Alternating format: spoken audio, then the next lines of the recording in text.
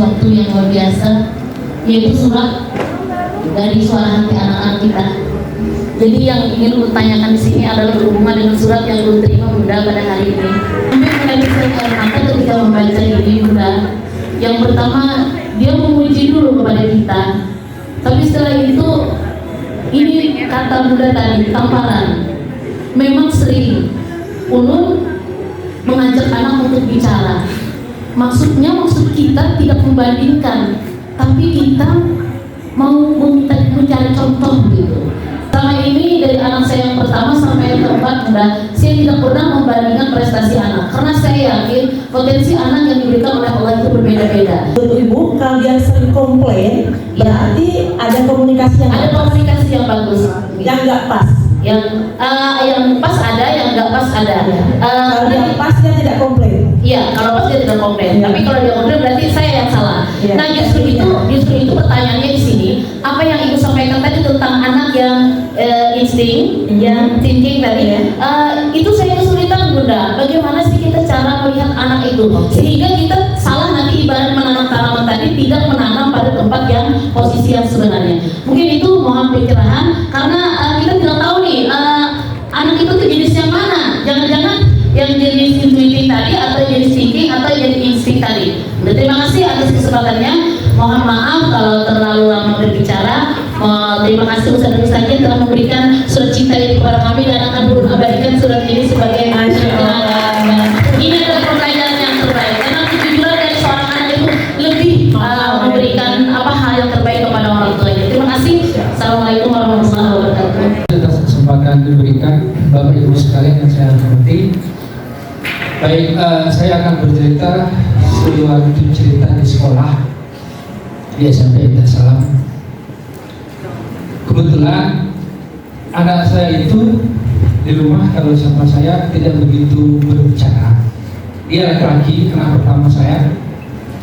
Kemudian ada hal yang dialami, diantaranya adalah biasa anak-anak muda SMP dan anak muda ya. Dia udah kelas 9, jadi dia udah mengalami berbagai proses perpindahan perpindahan dari anak-anak menuju ke remaja.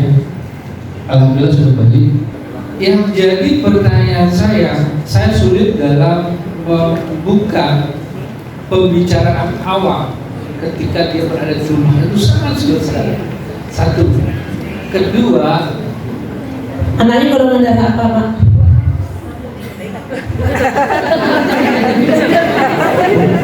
Oh. Tapi kalau dari bapaknya itu A ya, kalau ibunya itu B. Tapi nggak tahu nanti anak apa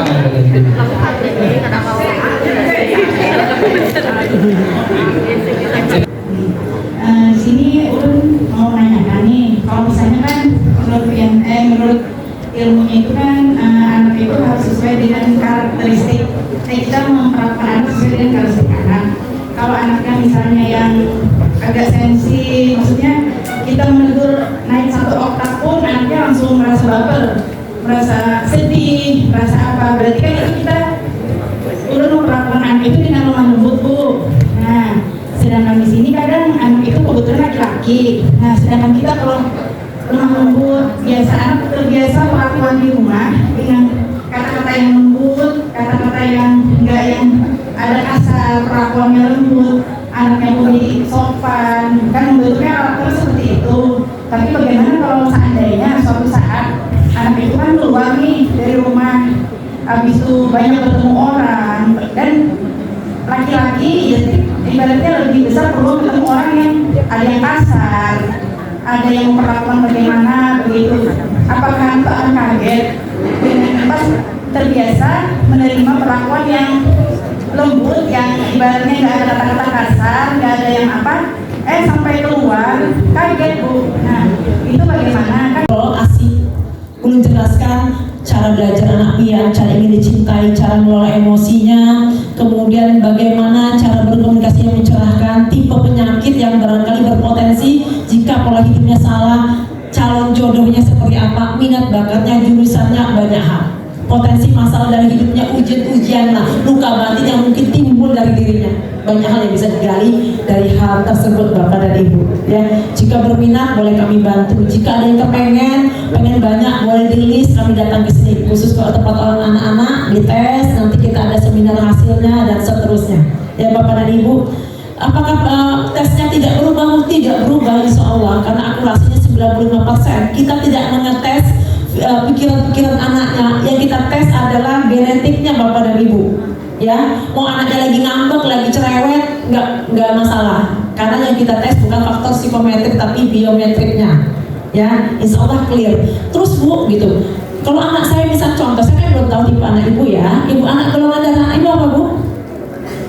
Minimal saya kalau tahu golongan darahnya dulu, golongan darahnya apa? A, B, O, AB? Gak tahu. A anaknya. Anak Ibu golongan darahnya apa? O, oke.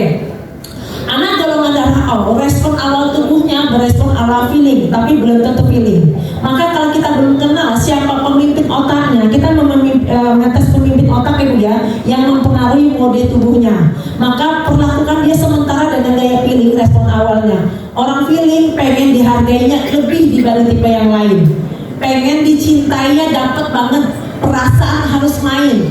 Ngomong sama orang feeling kalau di awal nggak pakai data tapi pakai perasaan, abaikan data. Itu ngomongin orang feeling. Nah maka pada saat misalnya masih belum tahu, kalau seandainya dia feeling Bu, dibandingkan tuh sakit banget bagi orang feeling ya Bu. Kalau misalnya abahnya bilang kayak gini, lihat tuh tetangga sebelah, sejak dia ikut pengajian di SMP IT Assalam rajin benar, mamanya bungas dari rumah, sehari-hari pakai gincu baju tirai gitu abahnya. Pasti mamanya, apa nih kawin aja dengan mas sebelah, masa umurnya banding-bandingkan. Padahal maksudnya ingin memotivasikan, tapi nggak pas. Orang feeling sudah menangkapnya, ini rasanya ya nggak sayang, saya nggak dicintai, boro-boro termotivasi. Maka tiap anak punya cara memotivasi. Nanti kalau kita dapatkan misalnya dia ternyata feelingnya introvert, cara memotivasi orang yang otak aktifnya adalah otak weight meter, adalah berbasis risiko, tantangan, ancaman, dampak jangka panjang. Oh, ayat-ayat neraka. Oke, bahasanya di situ kalau di dalam Al-Quran. Oh, dia feelingnya ekstrovert, berarti cara memotivasinya berbasis reward konsekuensi positif, berbasis ayat surga. Misal, ustazahnya orang feeling ekstrovert, kalau ustazah bisa mengumpulkan 200 siswa untuk menambah masuk SMP IT Asal, ustazah dapat umroh gratis. Nah, ustazah mungkin termotivasi yang ekstrovert, tapi yang introvert tidak termotivasi dengan cara itu.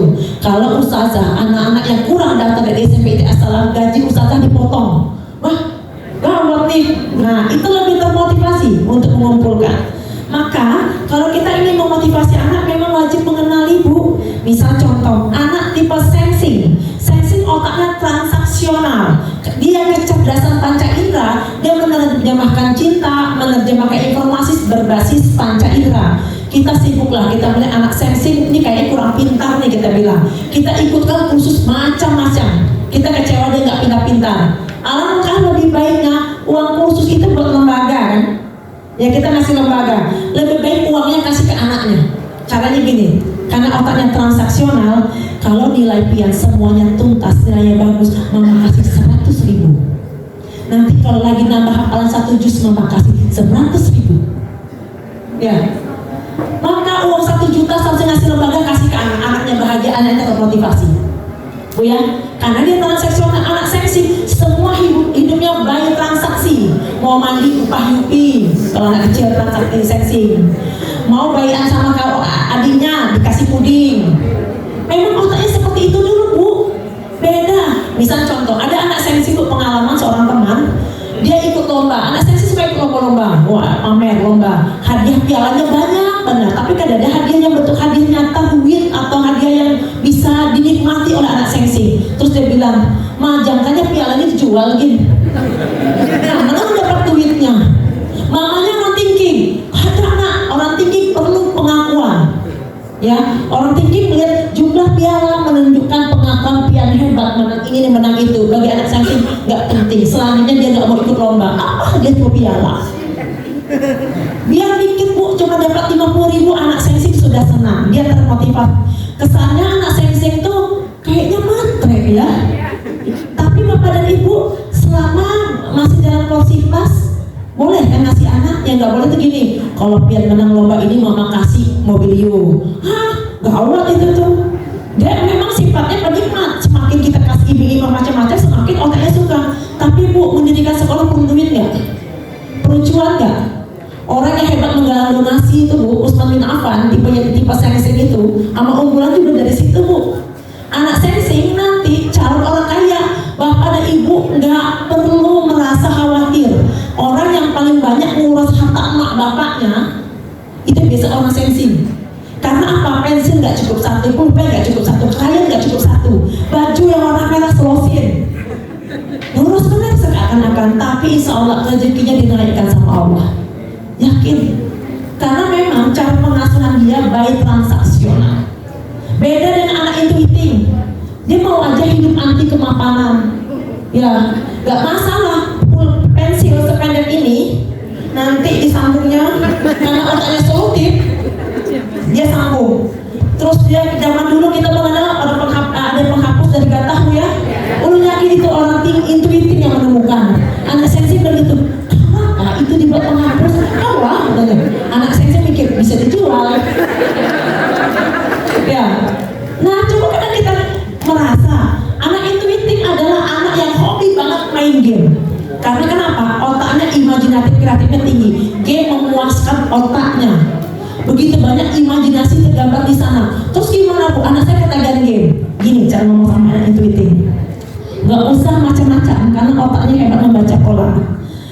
Kalau nilaimu tuntas dan bagus, hafalan misalnya targetnya berapa, Bapak Ibu menetapkan, maka boleh main gamenya tetap 3 jam sehari misal. Jika kurang dari itu, gamenya Abah ambil hanya 1 jam sehari. Wah, gawat nih. Dia akan belajar keras. Maka dia tetap main game. Kita tinggal mengawasi saja game apa dulu Bapak dan Ibu. Nah, di intuitif itu kadang-kadang polanya kayak gitu malah. Kalau misalnya contoh, anak thinking Bapak dan Ibu, dia perlu kompetitor. Nah, kata Uli yang masih siap dalam porsi pas untuk dibandingkan hanya anak thinking. Anak thinking dia perlu gini, itu kalau aku tuh juara tuh terus, aku sengalahkan segitu. Bahkan dia biasa, kalau dulu tuh menang terus, pas segala macam, udah ngalahkan segitu. Iya, ikan bagus tuh. Segitu apa, rahasia segitu, ikan ikuti tuh. Nah, thinking perlu itu Bu. Perlu orang-orang semakin kayak tanda kutip kompetitor atau musuhnya untuk dia mengejar tahtanya tinggi. Jadi rahasianya kenali anak ibu Bu gitu ya, supaya ibu paham cara berkomunikasi sehingga ibu bisa memasukkan hal-hal apapun untuk menguatkan karakternya. Pertanyaan kedua mungkin nyambung dengan bapak bingung pengen banget ngobrol dengan anak. Kalau bapaknya golongan darah A, ibunya golongan darah B, mungkin A mungkin B. Secara golongan darah A dan golongan darah B, responnya otak atas semua. Otak thinking atau otak intuitif. Ini adalah 2 otak yang sama-sama lebih banyak jaga jarak. Wah, jaga jarak kok cool. Iya, nggak apa-apa. Dia diciptakan Allah seperti itu Bapak. Yang tidak langsung cepat hangat dengan orang. Otak kritisnya main dia ngamatin. Kayaknya enggak, kayaknya mau nipu nih. Kayak mau disuzon seakan-akan gitu. Padahal karena dia pemikir dalam, kalau seandainya golongan darah tipe thinking Bapak. Gimana cara ngobrol dengan anak thinking?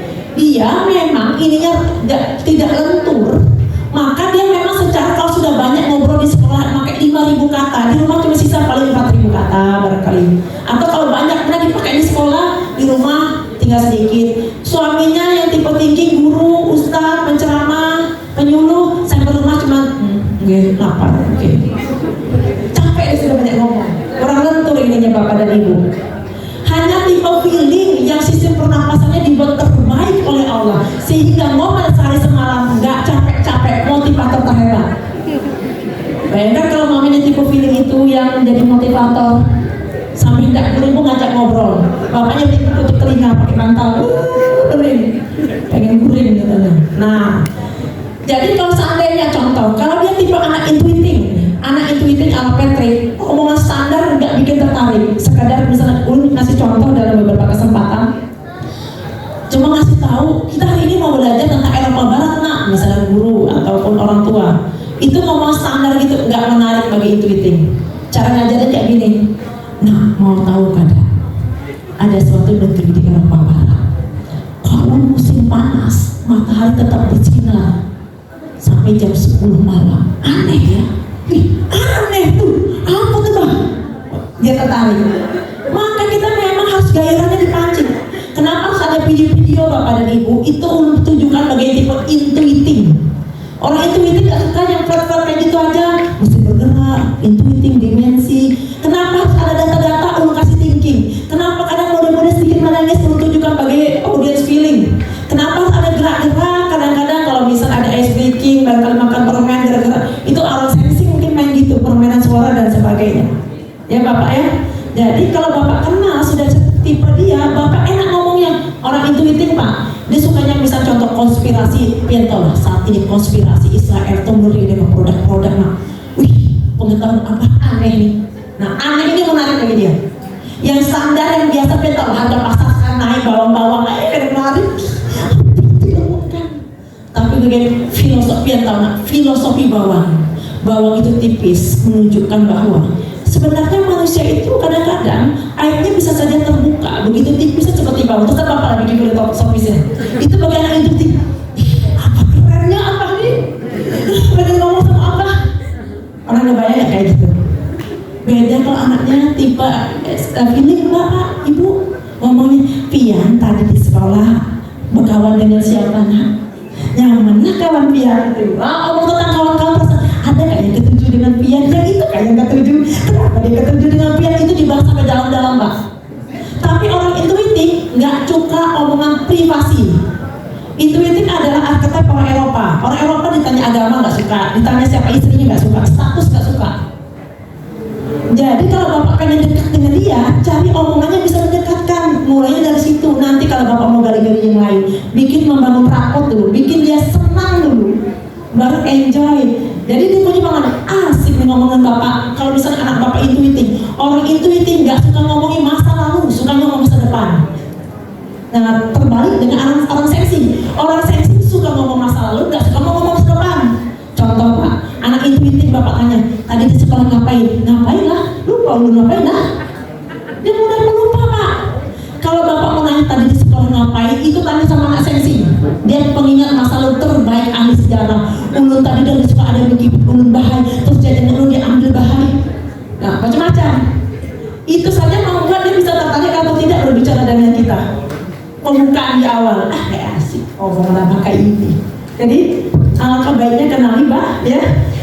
Termasuk barangkali ketika ada wanita barangkali sudah mendekati dia, nggak apa-apa pengen tahu perasaan ikan kayak apa. Kadang-kadang kita ini langsung terlalu semangat berceramah, tapi belum tahu. Kadang-kadang gini, anak tuh punya perasaan suka, tapi dia takut. Jadi jawabannya standar. Tapi masalah tidak selesai, diam-diam melakukan apa? Banyak kayak gitu, ya. Coba ditanya aja, terus ikan ketujuh lah dengan binian. Ketujuan seberapa? Kalau dia anak feeling Pak, kalau anak feeling jangan patahkan pendapatnya.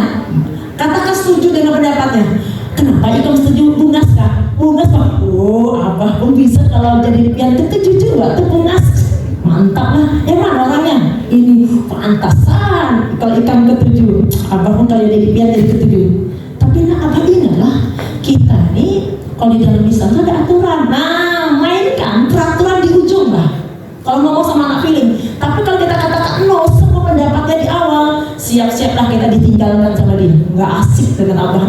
Diam-diam aku anu saja, kecinta orang berbahari lah, pacaran diam-diam kayak gitu Pak. Anak kayak gitu, anak-anak pesantren tapi pacaran diam-diam ya. Mudah-mudahan menjawab. Yang ketiga, kita tidak menyiapkan anak yang lingkungan itu tidak steril Bu. Yang kita siapkan adalah anak yang memiliki imunitas. Nanti pian kalau seandainya dengar suara orang besar, pian jangan sedih nak lah. Memang akan ada orang yang jangankan suaranya meninggi, ada yang akan membentak pian, ada yang kadang-kadang tanpa pian salah tiba-tiba pian kakinya diinjak, ada yang juga menyakiti pian. Kebanyakan orang tua hanya siap membersamai anak pada saat dapat piala, dapat medali, tapi lupa membersamai anak saat dia bermasalah jiwanya, sakit hati dengan adiknya, kesel mainannya diambil. Latih dari situ dulu Bu, mengelola manajemen kekecewaan. Materinya mengelola manajemen kekecewaan. Saat nggak usah jauh-jauh, Ibu tanyakan. Nah, hari ini Mama banyak benar marah lah.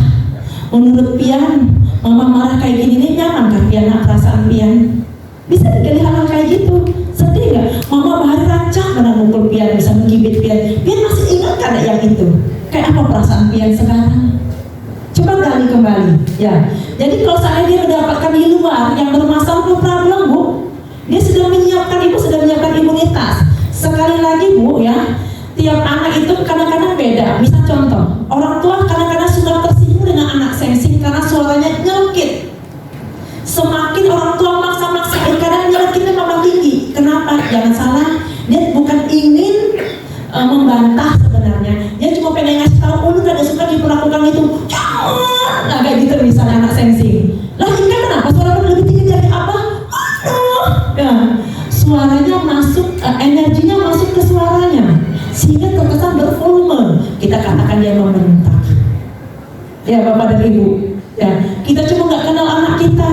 Nah sekarang anak kita itu dilatih aja menghadapi permasalahan. Dia misalnya contoh, dia berkelahi dengan adik. Kenapa Pian berkelahi? Adik mah minjam HP ulun kali berpada-pada. Terus Pian kayak apa perasaan Pian? Pian kecewa lah, gali sakit hati. Nah dari situ nanti kita ajarkan ya cara dianya IP jadi mediator. Semua momen konflik anak adalah momen emas untuk melatih dia. Ya, jangan takut lagi ketika anak ngadu di rumah, kawan ulun kayak gini, guru ulun kayak gini. Jangan takut. Itu adalah saat mendewasakan dia Bapak dan Ibu.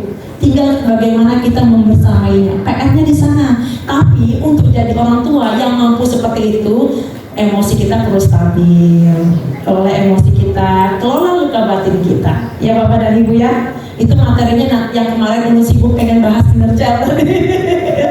Demikian. Terima kasih Ibu narasumber.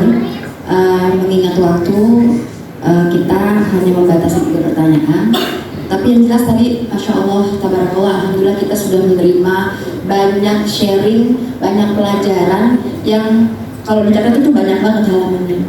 Yang jelas ternyata sebenarnya semua anak itu adalah unggul. Hanya saja terkadang kita tuh selalu berkutat dengan kepala kita sendiri. Kita menganggap bahwa pola asuh yang kita terapkan kepada mereka itu benar. Aslinya sebenarnya tidak cocok dengan karakter mereka. Jadi mungkin suatu saat nanti SMP ITA Salam bisa memfasilitasi kita. Siapa tahu nanti ya ibu-ibu, kita perlu tahu juga mereka itu sepertinya seperti apa biar kita nggak salah asuh. Karena ada satu cerita, ada seorang pekerja seks komersial usianya 15 tahun. Jadi dia kebetulan kena jaringan prostitusi perdagangan anak. Dia mati-matian melindungi germonya. Dia sangat mencintai germonya. Saya tanya, germonya itu bapak dia nggak sepasang suami istri, tetapi dia memperlakukan seperti, menurut anak itu memperlakukan seperti ibu yang mengerti dia. Sedih banget kan? Jangan sampai ternyata kita melakukan kesalahan, anak-anak kita larinya ke orang lain, justru ke predator anak yang predator anak dengan wajah orang tua yang penuh kasih gitu. Padahal kita dengan wajah yang ya kayak gini-gini lah, kadang suka sangar ya Bu ya, kadang suka kejam, pastinya kita cintanya luar biasa dengan anak. Gitu. Hanya saja kita suka bilang anak kita salah sangka, kalian nggak ngerti, bunda itu paling gitu. Tetapi mudah-mudahan hari ini kita sudah terbuka bahwa anak-anak ternyata memiliki karakter yang berbeda. Terima kasih Ibu narasumber yang telah memberikan luar biasa hari ini, yang tamparan juga buat kita yang notabene semuanya terpelajar nih Bu. Jadi kita menitipkan ke As-Salam ini salah satunya adalah karena kita menganggap As-Salam adalah tempat ternyaman dan teraman untuk anak-anak kita tumbuh berkembang. Mudah-mudahan nanti terus seperti itu As-Salam dengan pendidikannya berbasis karakter dan mengajarkan kita juga hal yang seperti ini. Paling kita nanti 5-10 tahun anak-anak kita lah yang mungkin akan hidup di pemerintahan, bukan kita lagi, tapi anak-anak yang hebat. Bismillahirrahmanirrahim. Amin amin. Terima kasih Ibu, terima kasih As-Salam yang telah memberikan kesempatan kepada kita semua hadir menerima informasi yang luar biasa. Kita serahkan